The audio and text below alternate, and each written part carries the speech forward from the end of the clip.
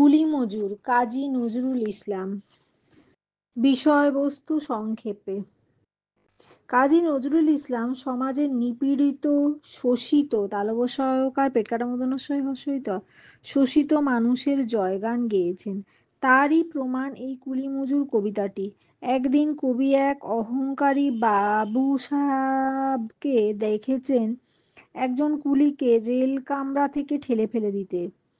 কবি নজরুল ইসলাম সমাজের নিপীড়িত, শোষিত মানুষদের জয়গান গেয়েছেন, তারই প্রমাণ এই কুলি মজুর কবিতাটি। একদিন কবি এক অহংকারী বাবু সাহেবকে বাবু সাহেবকে দেখেছেন একজন কুলিকে রেলের কামরা থেকে ঠেলে ফেলে দিতে। এই করুণ দৃশ্যে কবির চোখে জল ভরে আসে। কবি প্রশ্ন তুলেছেন, এভাবেই কি সমগ্র পৃথিবী জুড়ে দুর্বলরা চিরকাল মার খেয়ে আসবে? পুরাণে দধিচি মুনির কঠিন অস্থির মতো শ্রমজীবী মানুষের শ্রম। পুরাণে পয়ঃস্যৌ রয়াকার মূর্ধন্যয়কার। পুরাণে দধিচি মুনির দধিচি মুনির কঠিন অস্থির মতো যে শ্রমজীবী মানুষের শ্রম, শ্রমজীবী মানুষের শ্রম, যাদের সাহায্যে রেলগাড়ি চলছে, তারাই কি চিরকাল অত্যাচারিত হবে? ধনীর দল রেলগাড়িতে চড়বে আর দরিদ্র কুলির দল নিচে পড়ে থাকবে, এটাই কি সভ্যতার নিয়ম? অহংকারী ধনীর দল দরিদ্রের বেতন দেওয়ার অজুহাতে শোষণ করে থাকে, কিন্তু কবির মতে ওই সমস্ত ধনীর দল মিথ্যেবাদী। তারা সামান্য মাত্র বেতনের বিনিময়ে এক দরিদ্র শ্রমিকের কাছ থেকে অনেক বেশি মুনাফা লুটে নেয়। রাজপথে যে মোটর গাড়ি চলে, সাগরে যে জাহাজ চলে, রেলপথে যে ইঞ্জিন চলে, সারা দেশ জুড়ে যে কলকারখানা চলে, এই সব কিছুকে সচল রাখার পিছনে আছে শ্রমজীবী মানুষের শ্রম। তাই অত্যাচারী, সুবিধাভোগী, শোষণকারী ধনীদের উদ্দেশ্যে কবি বলেছেন তাদের বিশাল বাড়ি। শ্রমজীবী মানুষের পুরাণে দধিচি মুনির কঠিন অস্থির মতো যে শ্রমজীবী মানুষের শ্রম, যাদের সাহায্যে রেলগাড়ি চলছে, তারাই কি চিরকাল অত্যাচারিত হবে? ধনীর দল রেলগাড়িতে চড়বে আর দরিদ্র কুলির দল নিচে পড়ে থাকবে, এটাই কি সভ্যতার নিয়ম? অহংকারী ধনীর দল দরিদ্রকে বেতন দেওয়ার অজুহাতে শোষণ করে থাকে। তালবস্যয়কার পেটকাটা মূর্ধন্য। অহংকারী ধনীর দল কয়াকার রয় দীর্ঘই দন্ত নয় দীর্ঘই র। অহংকারী ধনীর দল দরিদ্রের বেতন দেওয়ার অজুহাতে শোষণ করে থাকে, কিন্তু কবির মতে ওই সমস্ত ধনীর দল মিথ্যেবাদী। তারা সামান্য মাত্র বেতনের বিনিময়ে এক গরিব শ্রমিকের কাছ থেকে অনেক বেশি মুনাফা লুটে নেয়। রাজপথ যে মোটর গাড়ি চলে, সাগরে যে জাহাজ চলে, রেলপথে যে ইঞ্জিন চলে, সারা দেশ জুড়ে যে কারখানা চলে, এই সব কিছুকেই সচল রাখার জন্য আছে শ্রমজীবী মানুষের শ্রম। তাই অত্যাচারী, সুবিধাভোগী, শোষণকারী ধনীদের উদ্দেশ্যে কবি বলেছেন তাদের বিশাল বাড়ি শ্রমজীবী মানুষের শ্রমেই তৈরি। বাড়ির প্রতিটি ইঁটে তাদের শ্রমের কথা লেখা আছে। কবি বলেছেন শ্রমজীবী মানুষেরই অবদানের কথা। অহংকারী ধনীরা না জানলেও পথের প্রতিটা ধূলিকণা তা জানে। তবে কবি আশাবাদী, তিনি জানেন একদিন শুভ দিন আসবে। সমাজের ধনী মানুষদের অত্যাচারের বোঝা দিনের পর দিন বেড়ে চলেছে, তাদের ঋণ শোধ করার সময় এসেছে। এই সমাজকে গড়ে তুলতে যারা হাতুড়ি, শাবল, গাঁইতি ইত্যাদি হাড় ভাঙা খাটুনি খাটছে, এই সমাজকে গড়ে তুলতে যারা হাতুড়ি, শাবল,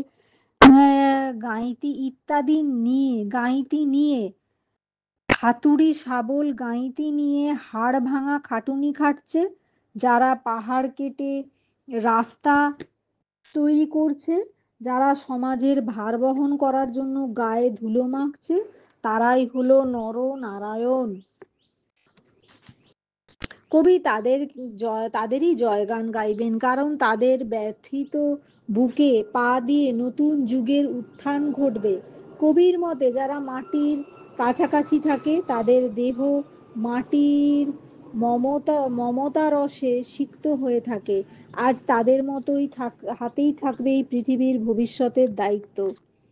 কবির মতে যারা মাটির কাছাকাছি থাকে তাদের দেহ মাটির মমতা রসে সিক্ত হয়ে থাকে। আজ তাদের হাতেই থাকবে এই পৃথিবীর ভবিষ্যতের দায়িত্ব। কবি এই সমস্ত শ্রমজীবী মানুষের পায়ে অঞ্জলি নিবেদন করে তাদের মাথায় তুলে নিতে চেয়েছেন। শ্রমজীবী মানুষের পায়ে অঞ্জলি নিবেদন করে তাদের মাথায় তুলে নিতে চেয়েছেন। কবির মতে যেভাবে নতুন দিনের সূচনা হয় তালবস্বয় রফলা বর্গেজয় দীর্ঘই বয় দীর্ঘই, শ্রমজীবী মানুষের পায়ে অঞ্জলি নিবেদন করে তাদের মাথায় তুলে নিতে চেয়েছেন। কবির মতে যেভাবে নতুন দিনের সূচনা হয় সেইভাবেই রক্তিম সূর্যের মধ্যে দিয়ে, মানুষের লাল রক্তের মধ্যে দিয়ে নতুন যুগের সূচনা ঘটবে। এ কারণেই কবি আহ্বান করেছেন সমস্ত বিভেদের প্রাচীর ভেঙে ফেলার জন্য।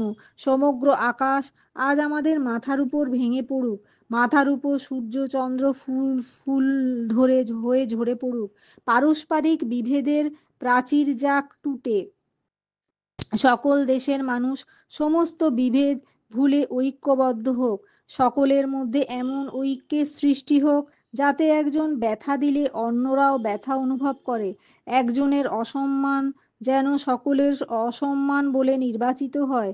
তবে দেশ জুড়ে গড়ে উঠবে এক জাতি, সেটা হবে মানব জাতি।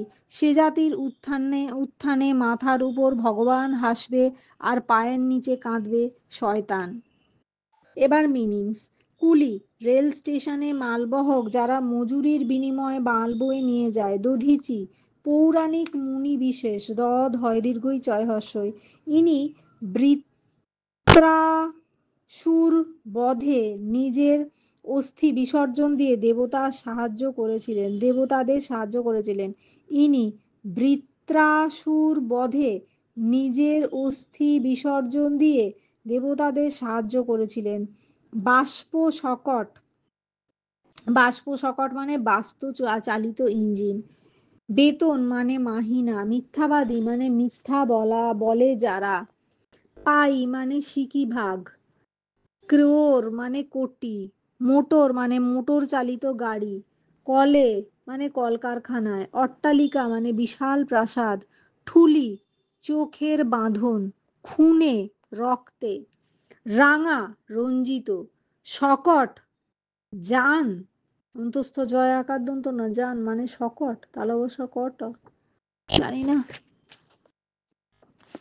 শাবল মাটি খোঁড়ার যন্ত্র। গাঁইতি শক্ত মাটি, ইট, পাথর প্রভৃতি কাটবার বা খোঁড়বার জন্য দুমুখো কুড়ুল বিশেষ। সেবিতে মানে সেবা করতে। বহিত মানে বহন করতে। মুটে মানে মোট বহনকারী। উত্থান মানে উপরের দিকে উত্তরণ। সিক্ত মানে ভেজা। ধরণী মূর্ধন্য দীর্ঘই পৃথিবী। তরণী মানে নৌকা। বশে মানে নিয়ন্ত্রণে। পদরাজ পায়ের ধুলো। অঞ্জলি দেবতার উদ্দেশ্যে নিবেদিত পূজা অর্ঘ্য। মিছে মিথ্যা। নিখিলের বিশ্ব পৃথিবীর। বেদনা পীড়িতের দুঃখ যন্ত্রণা। নবারুণ নতুন দিনের সূর্য। জ্যাম ধরা মানে অচল। কবাট মানে দরজা। খিল মানে অর্গল, অগয়রিফল। হেথা মানে এখানে। মোহনা মানে নদী যেখানে সাগরের সাথে মিলিত হয়। জমাট যা জমে গেছে। আবরণ আচ্ছাদন। কবাট মানে দরজা। মিলনের মানে ঐক্যের। অসম্মান মানে অপমান। ঊর্ধ্বে মানে উপরে। শুভ দিন মানে মঙ্গলময় দিন। দেনা ঋণ। মজুরির বিনিময়ে কাজ করে যারা। অঙ্গে মানে দেহে। ভরসা মানে বিশ্বাস বা আস্থা। পীড়িত মানে দুস্থ বা অসুস্থ। খুন মানে রক্ত। উদিছে মানে উদিত হচ্ছে, নবীন মানে নতুন, শুধিতে মানে শোধ করতে। Next question answers. চোখ ফেটে এলো জল, এমনি করে কি জগৎ জুড়িয়া মার খাবে দুর্বল? কার লেখা কোন কবিতার অন্তর্গত? দুর্বল কাদের বলা হয়েছে? কোন ঘটনা দেখে কবি একথা বলেছেন? তার চোখে চোখ ফেটে জল আসার কারণ কি? দুর্বলেরা কেন কেন কাদের কাছে মার খাচ্ছে? আলোচ্য অংশটি কবি কাজী নজরুল ইসলামের কুলি মজুর কবিতার অন্তর্গত। দুর্বল বলা হয়েছে সমাজের তথাকথিত নিপীড়িত, লাঞ্ছিত, শোষিত মানুষদের, যারা সমাজের উপরের স্তরের মানুষ দ্বারা চিরকাল শোষিত হয়ে এসেছে। তাই শ্রমিক শ্রেণী, মুটে মজুর, চাষা ভূষদের দুর্বল বোঝানো হয়েছে।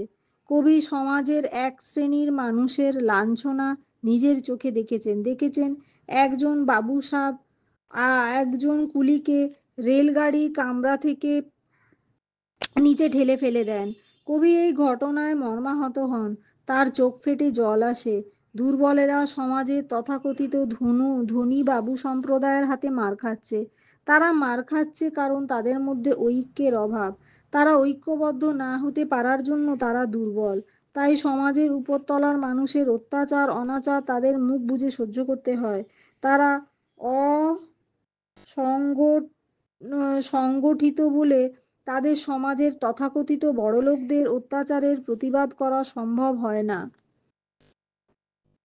নেক্সট, আসিতেছে শুভ দিন, দিনে দিনে বহু বাড়িয়া আছে দেনা, শুধিতে হইবে ঋণ।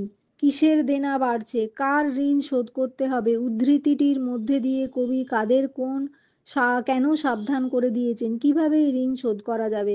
কবি নজরুল ইসলাম রচিত কুলিমজুর কবিতায় সমাজের তথাকথিত সুবিধাভোগী দলের দেনার কথা বলা হয়েছে, কারণ তারা কোনো কিছু উৎপাদন না করেই শ্রমজীবী মানুষের কঠিন শ্রমে তৈরি জিনিসপত্র ভোগ বা ব্যবহার করে থাকে, কিন্তু তার বিনিময়ে তারা শ্রমজীবীদের অবদান স্বীকার করেনি।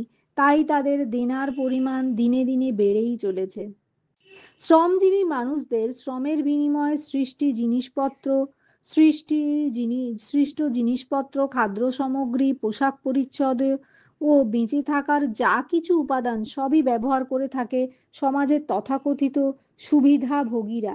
কি বলছে? শ্রমজীবী মানুষদের শ্রমের বিনিময়ে সৃষ্ট জিনিসপত্র, খাদ্য সামগ্রী, পোশাক পরিচ্ছদ, বেঁচে থাকার যা কিছু উপাদান সবই ব্যবহার করে থাকে সমাজের তথাকথিত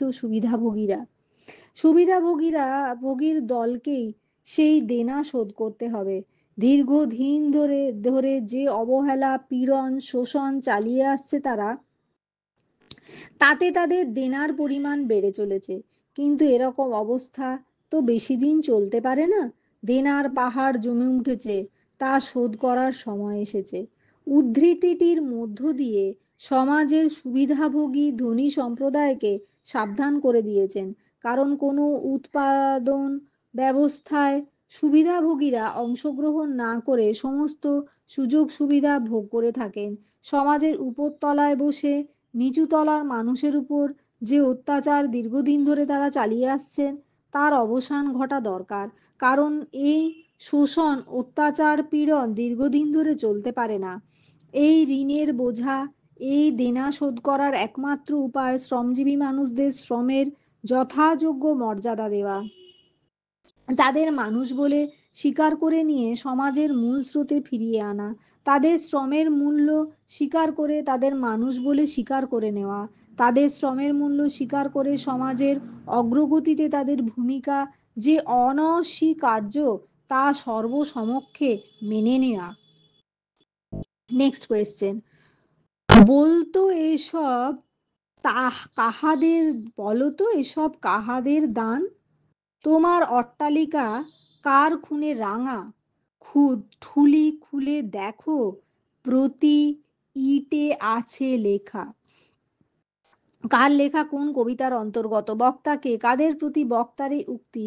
কার খুনে রাঙা বলতে কি বোঝানো হয়েছে? ঠুলি শব্দের অর্থ কি? ঠুলি খুলে কেন দেখতে বলেছেন?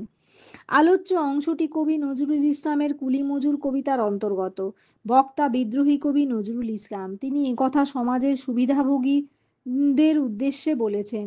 সমাজে উৎপাদন ব্যবস্থার প্রত্যক্ষ অংশগ্রহণ না করলেও একথা তিনি একথা সমাজের সুবিধাভোগীদের উদ্দেশ্যে বলেছেন। সমাজে উৎপাদন ব্যবস্থায় প্রত্যক্ষ অংশগ্রহণ না করেও যারা সমস্ত সুযোগ সুবিধা ভোগ করছে তাদের উদ্দেশ্যে কবির এই উক্তি। সমাজের সুবিধাভোগীরা যা কিছু ভোগ দখল করে তার সবকিছুই শ্রমজীবীদের খুনে তৈরি।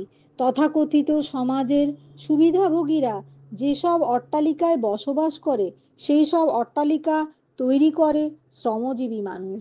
তারা নিজেদের শ্রম দিয়ে রক্ত দিয়ে তৈরি করে অট্টালিকা, প্রাসাদ, অথচ এই সমস্ত মানুষ শ্রমজীবী মানুষদের অবদান দেখতেই পায় না বা দেখতে চায় না। ওই সমস্ত প্রাসাদ অট্টালিকা তৈরি করতে গিয়ে কত শ্রমজীবী যে মারা গেছে তার হিসেব নেই। খুনে রাঙা বলতে তাই বোঝানো হয়েছে। ঠুলি শব্দের অর্থ বাঁধন। চোখে বাঁধন থাকলে বাস্তবের সত্য দেখতে পাওয়া যায় না, সবকিছু আবছা অস্পষ্ট হয়ে দেখা দেয়। কবি সমাজের তথাকথিত সুবিধাভোগীদের উদ্দেশ্যে বলেছেন যে তারা যেন চোখের বাঁধন খুলে বাস্তব পৃথিবীর দিকে তাকান। কারণ উপর তলায় বসে নিচু তলার মানুষ সম্পর্কে যা জানা যায় তা অস্বচ্ছ, অস্পষ্ট। তারা যদি চোখের ঠুলি খুলে দেখে তবে দেখতে পাবে তাদের অট্টালিকা, প্রাসাদ প্রভৃতির প্রতি ইঁটে শ্রমজীবী মানুষের অবদান রক্তের অক্ষরে লেখা আছে। শ্রমজীবী মানুষদের অবদান ঠুলি পরিহিত সুবিধাভোগী দল দেখতে পায় না। তাই কবি তাদের ঠুলি খুলে দেখতে বলেছেন, অর্থাৎ বাস্তবের পটভূমিতে নেমে এলে সত্যটা উপলব্ধি করতে বলেছেন। Next question. তোমারে সেবিতে হইলে যাহারা মজুর মোটেও কুলি, তোমারে বহিতে যারা পবিত্র অঙ্গে লাগালো ধুলি, তারাই মানুষ। কার লেখা, কোন কবিতার অংশ? তোমারে বলতে বক্তা কাকে বা কাদের বুঝিয়েছেন? তারাই মানুষ বলতে কবি কি বলতে চেয়েছেন? উদ্ধৃতিটির তাৎপর্য বিশ্লেষণ করো। আলোচ্য অংশটি কবি নজরুল ইসলামের কুলি মজুর কবিতার অন্তর্গত। আলোচ্য অংশে তোমারে বলতে সমাজে তথাকথিত সুবিধাভোগী শ্রেণীকে বুঝিয়েছেন। সমাজে তথাকথিত ধনী সম্প্রদায় যারা সমাজের উপর তলায় বসে সমস্ত সামাজিক সুখ স্বাচ্ছন্দ্য ভোগ করছে অথচ উৎপাদন কার্যে যাদের কোনো অবদান নেই তাদের বুঝিয়েছেন। তারাই মানুষ বলতে কবি ওই সমস্ত শ্রমজীবী মানুষকে বুঝিয়েছেন যারা তাদের শ্রমের বিনিময়ে মানব সভ্যতাকে এগিয়ে নিয়ে চলেছে।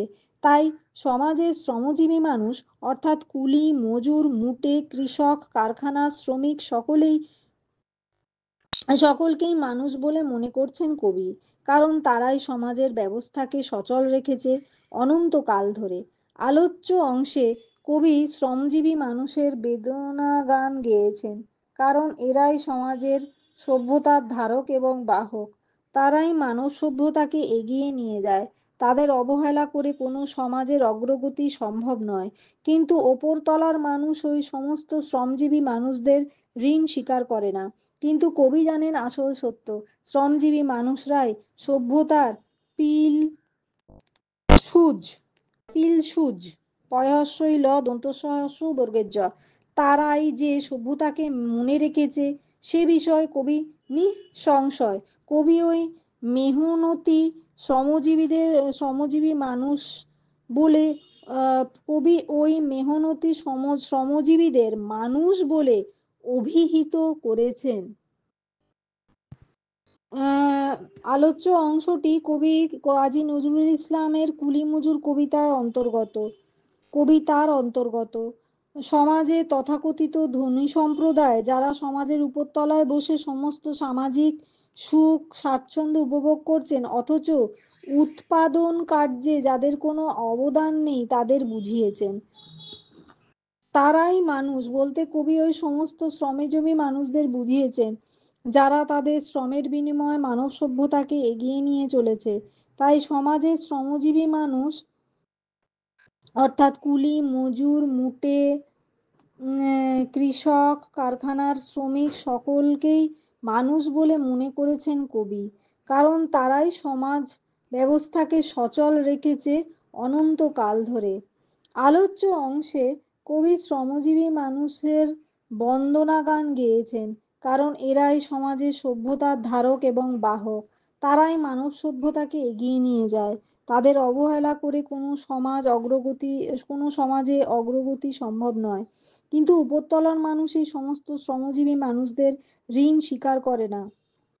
কিন্তু কবি জানেন আসল সত্য, শ্রমজীবী মানুষরাই সভ্যতার কিলসুজ। তারাই যে সভ্যতাকে মনে রেখেছে সে বিষয়ে কবি নিঃসংশয়। কবি ওই মেহনতি জীবীদের মানুষ বলে অভিহিত করেছেন। বেতন দিয়েছ, নেক্সট কোয়েশ্চেন, বেতন দিয়েছ, চুপ রও যত মিথ্যেবাদীর দল। কত পাই দিয়ে কুলিদের তুই, কত ক্রোর পেলি বল। কার লেখা কোন কবিতার অন্তর্গত? বক্তা কাদের চুপ করতে বলেছেন? বক্তা তাদের চুপ করতে বলেছেন কেন? বক্তার বক্তব্য কি? আলোচ্য অংশে কবি কাজী নজরুল ইসলাম রচিত কুলি মজুর কবিতার অন্তর্গত। আলোচ্য অংশের বক্তা বিদ্রোহী কবি নজরুল ইসলাম। তিনি সমাজের তথাকথিত ধনী সম্প্রদায়ের মানুষজনদের চুপ করে থাকতে বলেছেন। তারা সমাজের সুবিধাভোগী দল। সমাজের উৎপাদন ব্যবস্থায় তাদের কোনো অবদান নেই, তাই তারা চুপ করে থাকাই দরকার। কোনো বড়াই করা তাদের সাজে না। বক্তা তাদের চুপ করে থাকতে বলেছেন কারণ তারা মিথ্যেবাদী। তারা কথায় কথায় বড়াই করে নিজেদের আর্থিক অবস্থার জন্য। বড়াই করে বলে তারা বেতনের বিনিময়ে কাজ করিয়েছেন। তারা বিনা বেতনে কাজ করেননি, তাই তাদের কোনো দোষ নেই। শ্রমিকের মজুরি দিয়ে তারা মুনাফা করেছেন, কিন্তু কবির বক্তব্য, কত সামান্য মজুরি দিয়ে তারা কত বেশি মুনাফা করে যাবেন। বিদ্রোহী কবি নজরুল ইসলাম এই সমাজ ব্যবস্থার বিরুদ্ধে বিদ্রোহ ঘোষণা করেছেন।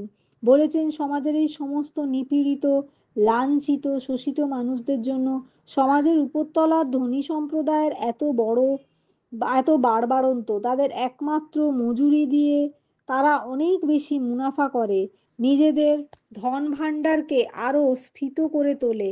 তাই তারা বেতন দিয়ে কাজ করিয়েছে, এই বড়াই তাদের সাজে না। তাদের এই মিথ্যাচার দিনের আলোর মতোই স্পষ্ট।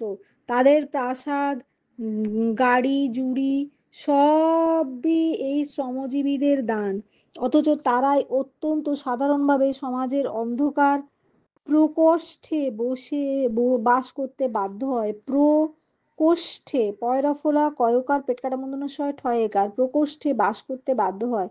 বক্তাই অসাম্য অর্থ ব্যবস্থার অবসান চেয়েছেন, অথচ তারাই অত্যন্ত সাধারণভাবে সমাজের অন্ধকারে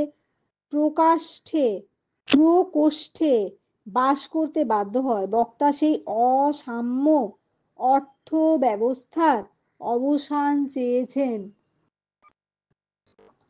নেক্সট কোয়েশ্চেন, তারাই মানুষ, তারাই দেবতা, গাহি তাহাদেরই গান।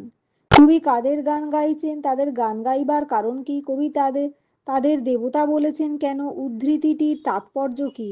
কবি নজরুল ইসলাম মানব সভ্যতার ধারক এবং বাহক কুলি মজুর শ্রমিক সমাজের নির্যাতিত নিপীড়িত মানুষদের জয়গান গেয়েছেন, কারণ এদের কঠিন শ্রমই মানব সভ্যতাকে টিকিয়ে রেখেছে। কবির মনে হয় সমাজকে গড়ে তুলতে যারা হাতুড়ি, শাবল, গাঁইতি নিয়ে হাড় ভাঙা পরিশ্রম করছে, যারা পাহাড় কেটে পথ তৈরি করছে, যারা সমাজের সমস্ত ভার বহন করার জন্য তাদের গায়ে ধুলো মেখেছে, তারাই সভ্যতার ধারক এবং বাহক। মানব সভ্যতার বেদিমূলে এরাই শ্রম ঢেলে দিয়েছে। মানব সভ্যতার বেদিমূলে বয়কার দয় দীর্ঘই ময় দীর্ঘ লয়কার, বেদিমূলে এরাই শ্রম ঢেলে দিয়েছে, তাই এরাই প্রশংসা পাওয়ার যোগ্য। কবি এই সমস্ত মানুষের মধ্যেই নরনারায়ণকে প্রত্যক্ষ করেছেন। যে চাষা মাঠে চাষ করেছে, বীজ বুনেছে, যে মাঝি জাল ফেলে মাছ ধরেছে, নৌকা চালা যে চাষ করছে, বীজ বুনছে, যে মাঝি জাল ফেলে মাছ ধরছে, নৌকা চালাচ্ছে, যে শ্রমিক পাথর কেটে পথ তৈরি করছে, বিশ্বের সৃষ্টি পাগল ঈশ্বর সেখানেই দিয়েছেন ধরা। কারণ স্রষ্টার অধিষ্ঠান তো সৃষ্টির মধ্যেই, তাই কবি তাদের দেবতা বলেছেন। কবি সাম্যবাদের বক্তা। সমাজের উচ্চ নীচ ভেদাভেদ কবির কাছে অত্যন্ত অন্যায় বলে মনে হয়েছে। সমাজের যারা ধারক এবং বাহক তারাই সামাজিক সমস্ত সুযোগ সুবিধা থেকে বঞ্চিত। এটা কবি মেনে নিতে পারছেন না। যাদের পরিশ্রমে সভ্যতা চাকা সচল রয়েছে, যাদের শ্রমের বিনিময়ে সমাজের তথাকথিত সুবিধাভোগী ধনী সম্প্রদায়ের বাড়বাড়ন্ত অবস্থা, যাদের জন্যই তারা সমাজের উপরতলায় নিশ্চিন্তে দিন কাটাতে পারছেন, তাদের অবহেলা কবি বরদাস্ত করতে পারছেন না।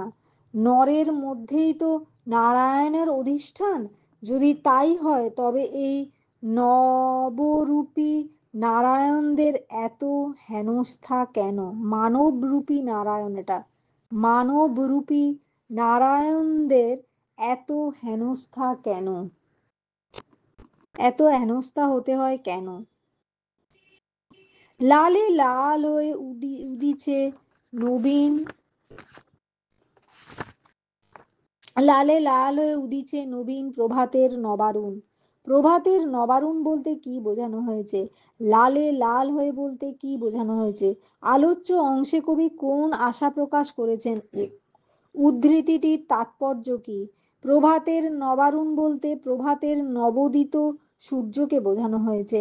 নব শব্দের অর্থ নতুন আর অরুণ শব্দের অর্থ সূর্য, তাই নব অরুণ অর্থাৎ নবারুণ, ন বয়াকার রয় হস্য মূর্ধন্য বলতে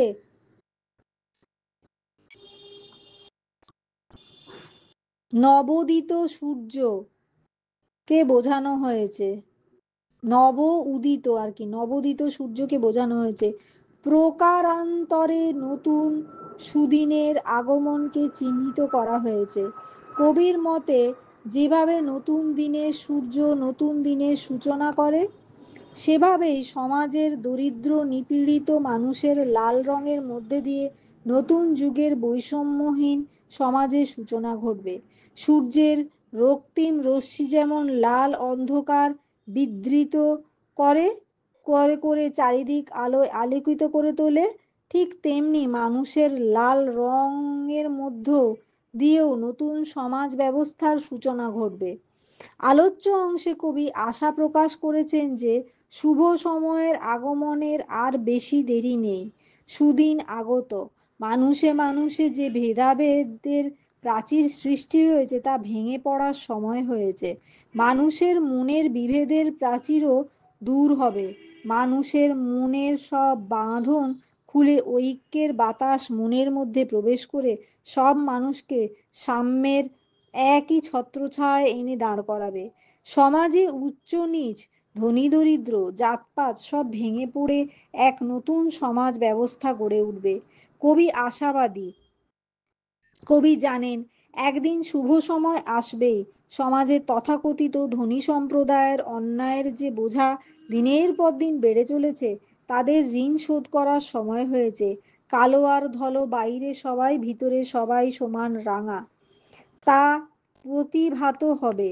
সমাজের দরিদ্র মানুষের লাল রক্তের মধ্যে দিয়ে নতুন যুগে নতুন বৈষম্যহীন সমাজের সৃষ্টি হবে। তখন জগৎজোড়া একটি জাতি প্রাধান্য পাবে, তা হচ্ছে মানুষ জাতি। কৃত্রিম ভেদাভেদ আর থাকবে না, জাতের নামে বজ্জাতি আর চলবে না। নেক্সট, আজ হৃদয়ের জামধরা কত কবাট ভাঙিয়া দাও, যত কবাট ভাঙিয়া দাও, রং করা ওই চামড়ার যত আবরণ খুলে দাও। কার লেখা কোন কবিতার অন্তর্গত? হৃদয়ের জামধরা কত কবাট বলতে কি বোঝানো হয়েছে? রং করা ওই চামড়ার যত আবরণ বলতে কি বোঝো? আবরণ খুলে নাও বলতে কি বোঝো? বিদ্রোহী কবি নজরুল ইসলামের কুলি মজুর কবিতার অন্তর্গত ও উদ্ধৃতাংশটি। জামধরা শব্দের অর্থ অচল। জামধরা শব্দের অর্থ অচল, অর্থাৎ দীর্ঘদিনের অব্যব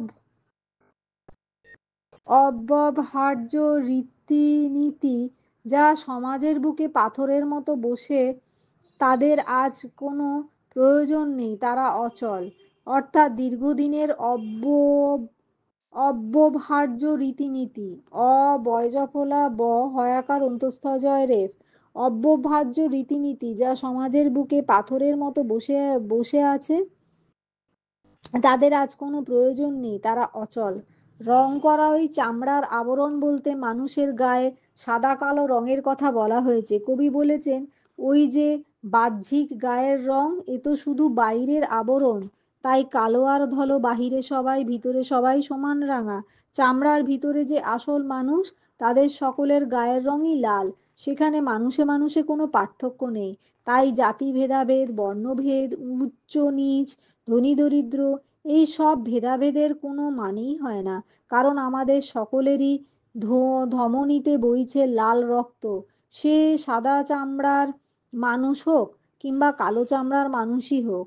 তাই কবি কৃত্রিম ভেদাভেদের আবরণটা উন্মোচিত করে দেখতে বলেছেন। যদি চর্মচক্ষুর বদলে আমাদের মর্মচক্ষুর উন্মোচন ঘটে, তবে যে পার্থক্যকে আমরা এতকাল বড় করে দেখে এসেছি, তার কোনো অস্তিত্বই থাকবে না। কৃত্রিম ভেদাভেদ ঘুচে যাবে। মানুষের সবচেয়ে বড় পরিচয় সে মানুষ, তাদের গায়ের রং বা তার পোশাক নয়, তার মনুষ্যত্ববোধই তার প্রকৃত পরিচয়। দন্তন্য হস্য পেটকাটা মনুষ্য জফলা তয়ব বয়কার ধ হস্যই মনুষ্যত্ববোধ।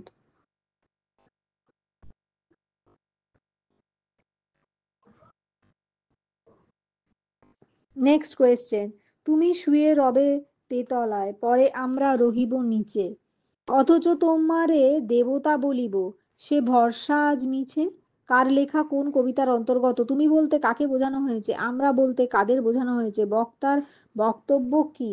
আলোচ্য অংশটি বিদ্রোহী কবি নজরুল ইসলামের কুলি মজুর কবিতার অন্তর্গত। তুমি বলতে কবি সমাজের তথাকথিত সুবিধাভোগী ধনী সম্প্রদায়কে বুঝিয়েছেন, যারা উৎপাদন ব্যবস্থায় অংশ না নিয়েও সবকিছু ভোগ করে থাকে, বিনা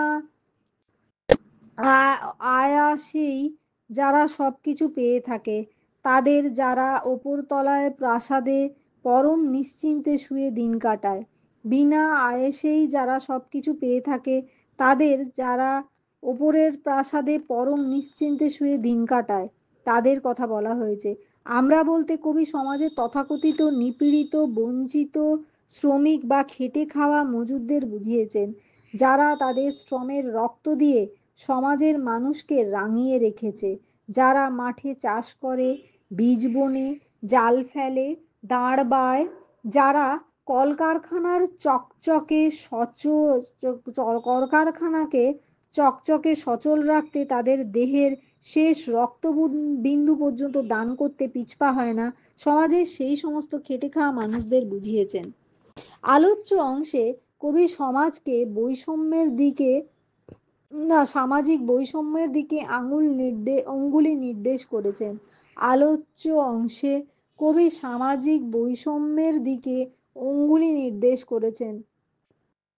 সমাজের এক শ্রেণীর মানুষ শুধুমাত্র সমস্ত সামাজিক সুযোগ সুবিধা ভোগ করবে, অথচ অন্য কোনো দায়িত্ব পালন করবে না, এটা হয় না। শ্রমিকের তৈরি প্রাসাদের দুগ্ধ ফেন ফেনিভ সমাজ শ্রমিকের তৈরি প্রাসাদের দুগ্ধ ফেনিভ দয়হস্য গয়ধ ফয়েকার দন্তন্য হস্যই ভ। শ্রমিকের তৈরি প্রাসাদের দুগ্ধ ফেননিভ শয্যায় শয়ন করবে, আবার শ্রমিকরা তাদের দেবতা জ্ঞানে পূজাও করবে, তা তো হয় না। দেবতা হতে গেলে দেবত্বের অধিকারী হতে হবে, সত্ত্বগুণের অধিকারী হতে হবে। দন্তস্ব তয় বা গয়স্য মূর্ধন্যয়কার সত্ত্বগুণের অধিকারী হতে হবে। মানুষের প্রতি প্রেম প্রীতি ভালোবাসার হাত বাড়িয়ে দিতে হবে। আপদে বিপদে মানুষের পাশে দাঁড়াতে হবে। তা না হলে শ্রমিক শ্রেণীর কাছে পূজ্যপাদ হওয়া সম্ভব নয়। পয় দীর্ঘ বর্গের জয় জফলা পয়াকার পূজ্যপাদও হওয়া সম্ভব নয়। তাই উপরতলা থেকে নিচে নেমে এসে সাধারণ মানুষের সঙ্গে সামিল হতে হবে, তাদের একজন হতে হবে, তবেই মানুষ তাদের দেবতা জ্ঞানে পুজো করবে।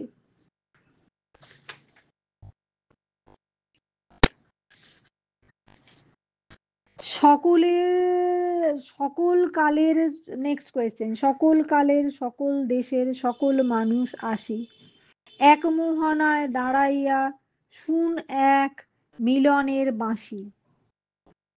শুনো এক মিলনের বাঁশি। বক্তাকে সকল দেশের সকল মানুষ বলতে কি বোঝানো হয়েছে, এক মোহনা বলতে কি বোঝো?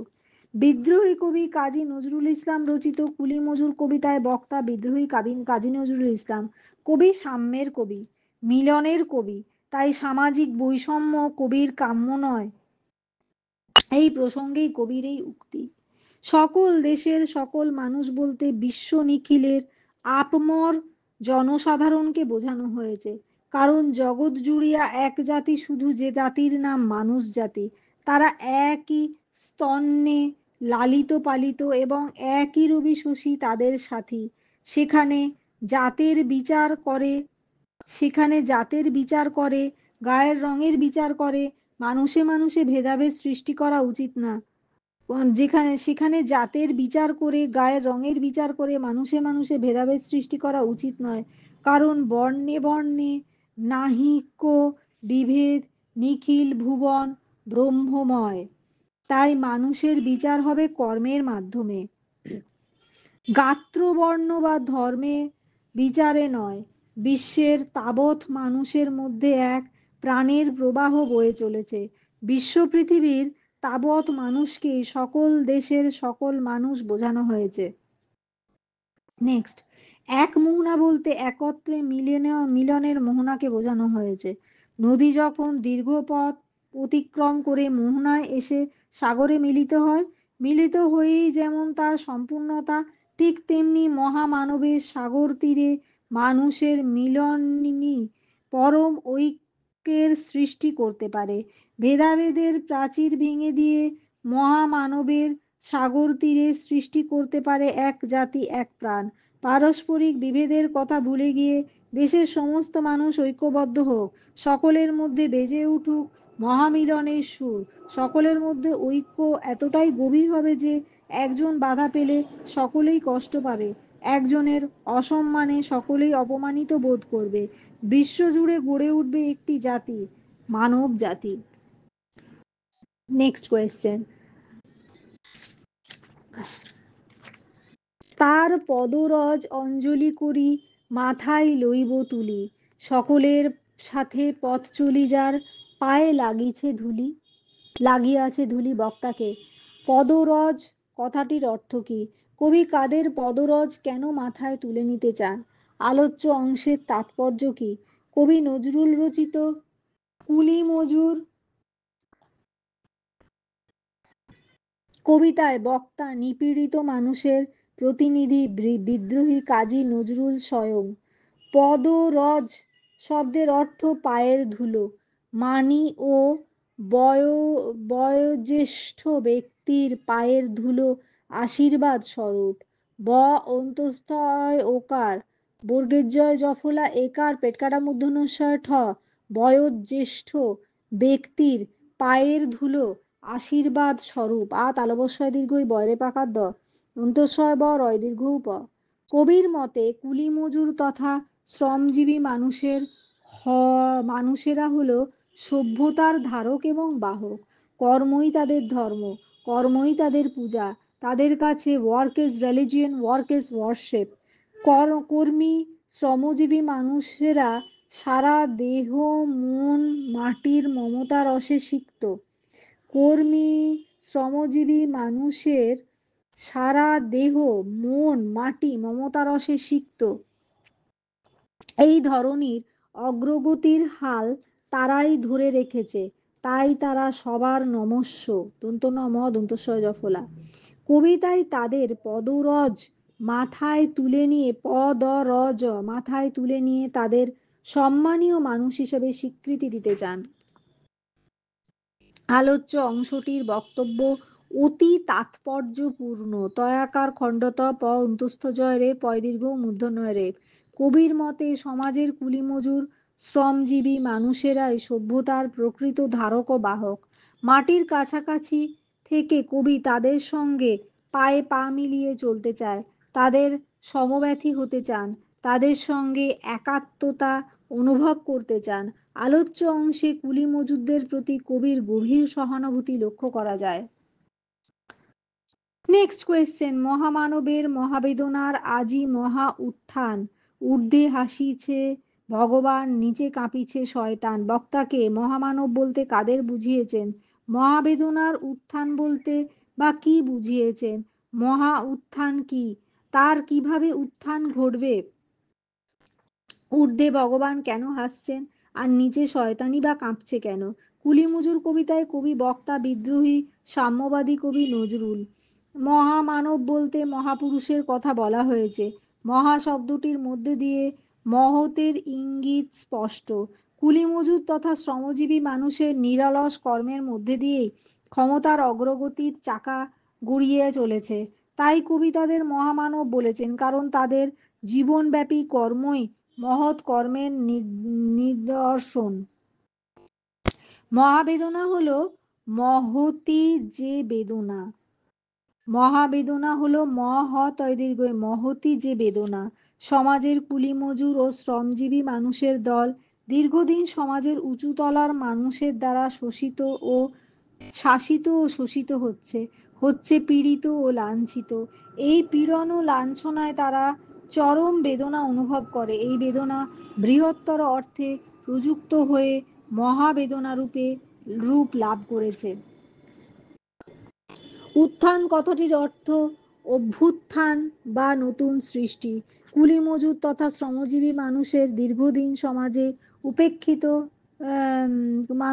কর্মজাত তথা শ্রমজীবী মানুষেরা দীর্ঘদিন সমাজে উপেক্ষিত ও অবহেলিত হয়ে আসছে, কিন্তু তারা আর চুপ করে থাকতে চাইছে না, প্রতিবাদে গর্জে উঠতে চাইছে।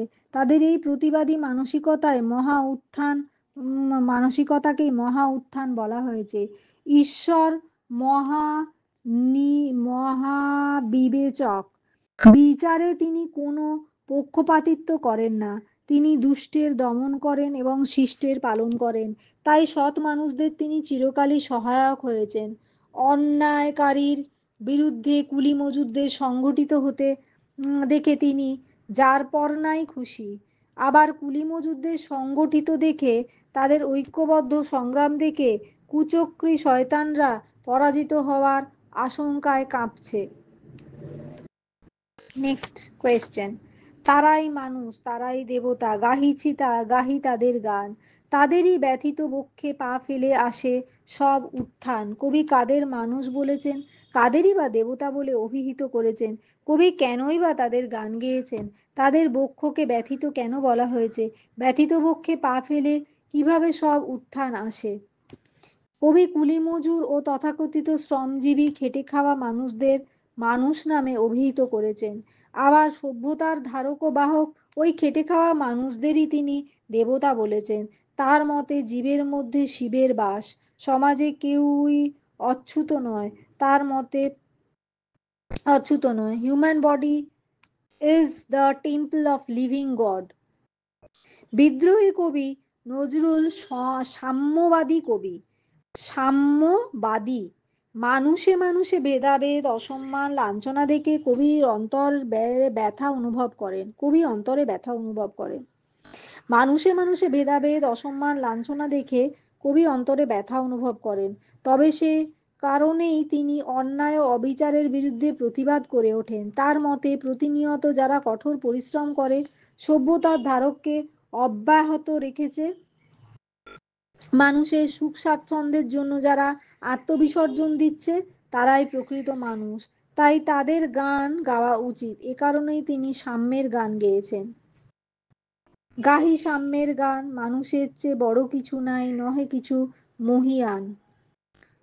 নেক্সট, কুলি মজুরদের বক্ষকে ব্যথিত বক্ষ বলা হয়েছে। সমাজের মানুষের সুখ স্বাচ্ছন্দ্যের জন্য তারা দিনরাত পরিশ্রম করে চলেছে, তার বিনিময়ে তারা সমাজের মানুষের কাছ থেকে কোনো প্রতিদান পায় না।